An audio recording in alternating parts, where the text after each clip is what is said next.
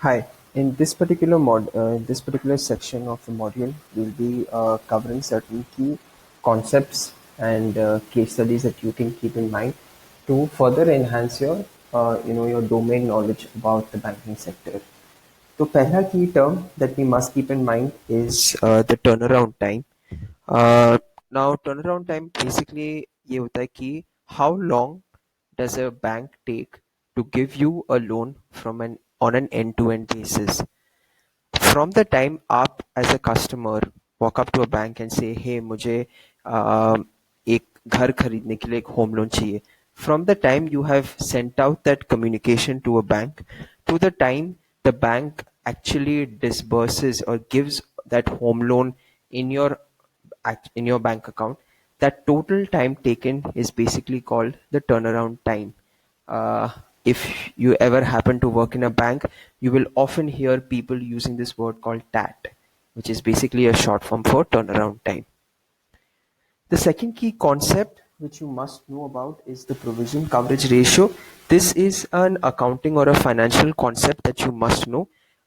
Basically, जैसे मैंने I think first module में शायद बताया होगा कि one of the risks that a bank faces is the customer not paying back, right? Now, it's very important that you know that every bank is governed by a regulatory body. The regulatory body for a bank over here is the Reserve Bank of India or the central bank of any country, as a matter of fact, right? Now, what the central bank basically says is कि आप जो भी profits बनाते हो, right, आप जो भी earn कर रहे हो, उसमें से X percentage आपको एक आपको बफर में रखना पड़ेगा. You can not utilise this. The reason to keep this buffer is कि आगे जाके अगर कुछ कस्टमर्स ने फंड्स रीपे नहीं किया, then you should have some buffer of capital or funds to fall back on. It's basically like a safety kit, for the lack of a better word. So how much of its total earnings or profits does a bank keep in terms of buffer or safety capital is basically the provision coverage ratio. This is not a technical definition, but this is just for you to broadly understand what this term means. You can always look up the technical definition and the formula of the provision coverage ratio on Google or something. The third key concept is, of course, the asset quality, which is represented by the word NPA or non-performing asset. Whenever एक customer एक loan ले रहे हैं और उसे repay नहीं कर रहे, राइट? अगर customer, let's say from the Indian market perspective, अगर कस्टमर ने 90 डेज के लिए EMIs नहीं रीपे किया, then that particular loan of the customer is classified as a non-performing asset. Again, there are technical details behind this, but अभी as a fresher आपको बस ये जानना चाहिए कि अगर कस्टमर ने पैसा लिया बैंक से और 90 दिन तक एक पर्टिकुलर EMI रीपे नहीं किया, then that particular loan is classified as a non-performing asset. Another key concept is the loan to value. ये वो वाले केसेस में आते हैं जहां पर लेट्स से कस्टमर ने कुछ सिक्योरिटी दिया, right? We are talking about secured loans. Customer ने बोलो अगर 100 रुपए का एक सिक्योरिटी दिया बैंक को एंड बोला कि why don't you give me a loan, right? And the bank let's say gives a loan worth 80 rupees to the customer, right? So over here अगर आप इसको एक मैथमेटिकल पर्सपेक्टिव से इसको विजुअलाइज करें, तो जो सिक्योरिटी कस्टमर ने दिया उसका 80% वैल्यू बैंक ने लोन के टर्म्स में कस्टमर को दिया, right? The value of the security is 100, the value of the loan is 80% of the value of the security, right? That's 80 rupees. तो यहाँ पर the loan to value is basically 80%, right? और the next key term is of course the capital adequacy ratio.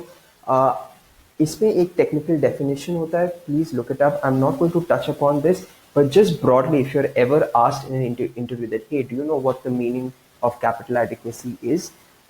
It's basically कि जितना भी loans एक bank ने customer को दिया है, राइट, उसके against how much capital or how much sufficient capital does it have on its books, right? अगर बहुत सारा loans दिया है customers को, which probably run the risk of becoming non-performing assets, but bank के पास बहुत ज़्यादा capital नहीं है, right, in terms of its custody deposits or its equity capital and all of that, if it does not have sufficient funds on its books against the amount of loans that it has given in the market, that is a risky situation for a bank, right? So that typically is represented by the capital adequacy ratio. This is very, very important. Do look up the definition of this particular term and try and understand more of it. Um, the next key term that we must cover is the loan book versus dispersals, right? When a particular bank is transferring money to your account as a loan, that process of transfer is called a dispersal, right? And the amount of loans that it transfers to people's accounts in a particular month may be the value of that month's total dispersals. This is a very different concept from a bank's loan book. A bank's loan book is basically the total amount of money it has given, that is the disbursements, minus the repayments of customers. So let's say right now this particular module is being created in the month of April. Let's say the bank has given 100 rupees to all its customers. Let's say it has two customers and it has given 100 rupees to each of its customers, right? So the total disbursements for a bank in that month is 200 rupees, right? Let's say it does the same thing in month 2, that is the month of May, right? So the total disbursements for the month of May will be again 200 rupees. Now the total disbursal across 2 months, that is April and May, will be 200 plus 200, which is equal to 400. In that case, assuming कि अप्रैल महीने और मई महीने में कोई भी customer ने कुछ भी पैसा रीपे नहीं किया, the total value of the loan book will be 400 rupees, right? But in case in the month of May, अप्रैल का जो कस्टमर था जिसने 100 रुपए बोरो किया, राइट, और उसने 100 रुपए वापस कर दिया, right, that 100 rupees is deducted to compute the final value of the loan book. This is a slightly mathematical concept. I should ideally be showing this through the usage of a particular example, but do understand that disbursals is basically the amount of money that a bank gives to its customers, and loan book, on the other hand, is the total value of the disbursals of a bank after accounting for repayments from customers. So do keep in mind the difference between a loan book and a disbursal. The next key term that we must touch upon is cross sell. Cross sell का मतलब basically ये होता है कि आपने एक customer को बोलो एजुकेशन लोन दिया, राइट? अब आपको मालूम है कि education loan is probably let's say utilise for an MBA. अब एमबीए के बाद probably that person for whatever amount he is drawing in terms of salary, the next thing that he like to do in his life is to buy a house. तो you probably approach that customer, tell him कि hey would you like to take a home loan to purchase like a house, और आपने उसे home loan बेच दिया, right? वो वाले case पे आपका एक कस्टमर के पास दो प्रोडक्ट्स है, right? So you're targeting one customer and selling him one more of your products.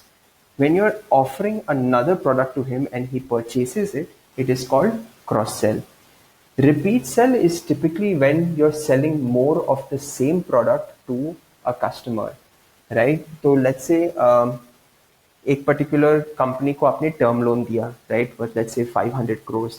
एक साल बाद the company walks up to you and says कि hey I need more of this, क्योंकि मैं अपने बिजनेस को और एक्सपैंड करना चाहता हूँ, राइट? तो आपने लेट्स से 100 crore और दिया वही कंपनी को, राइट? तो आपने टर्म लोन वो ही प्रोडक्ट का 100 crore एडिशनल एक कस्टमर को दिया, right? So that is basically called repeat sale, selling the more of the same product to your customer. Another key concept that you must keep in mind is the product density. In very simple terms, product density का मतलब ये होता है कि एक customer on an average, अगर आपका bank में 1000 कस्टमर्स हो या 5000 या 1 लाख कस्टमर्स हो, on an average how many products do they hold, right?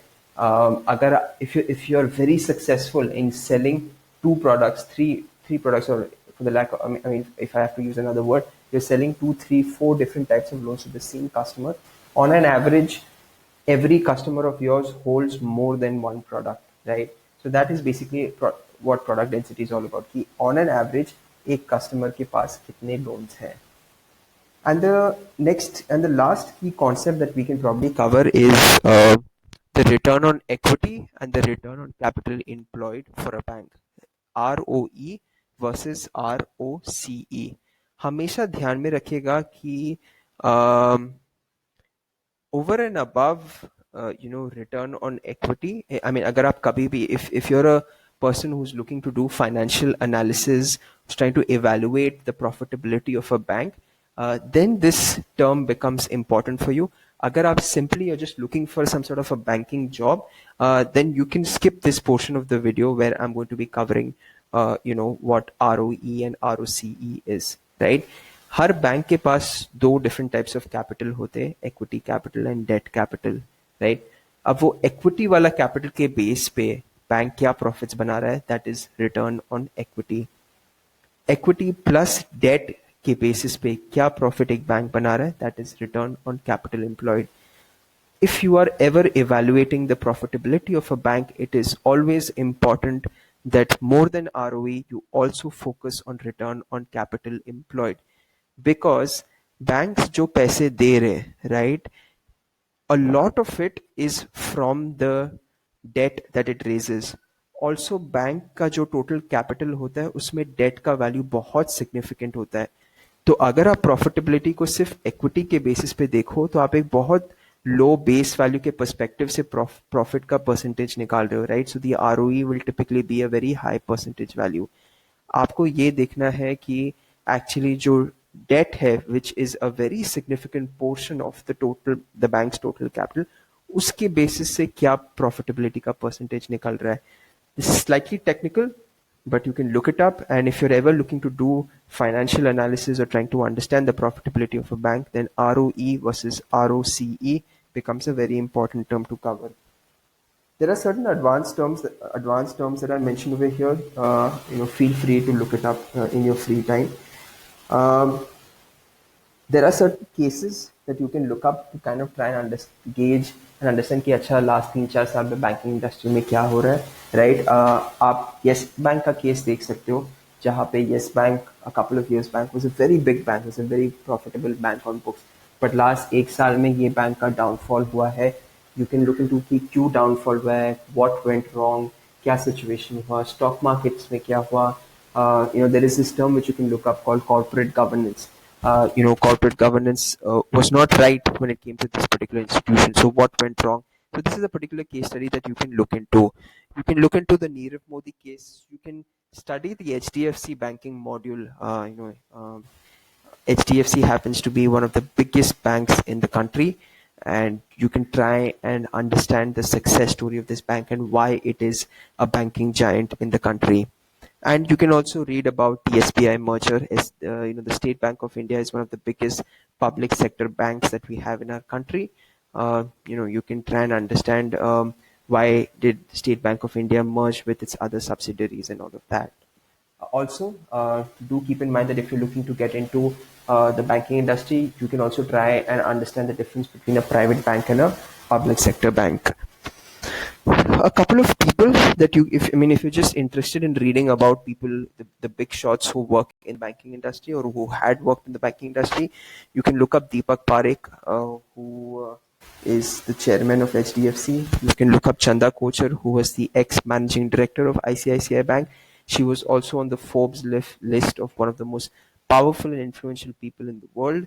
And of course, you can also look at Sanjeev Bajaj, who is, I believe, the CEO of, Bajaj Finance. So yes, these are some of the eminent bankers that you can look up.